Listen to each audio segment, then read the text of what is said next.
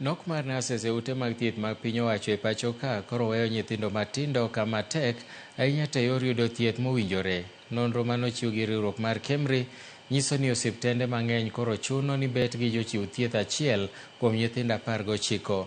Nonro no bende nyiso ni nurses marito nyithindo matindo ok nyal chiwo thieth madwarore mapiyo kaluwore gi olo ma gibet godo.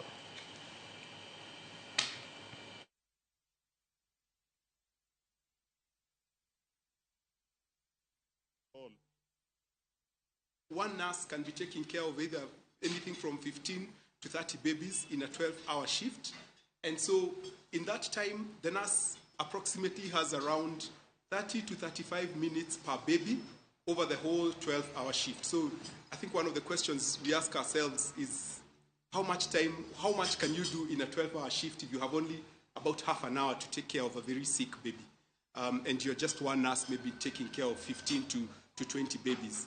We cannot run away from the realities that we really need to increase the number of nurses who are offering care in our neonatal units in the public sector.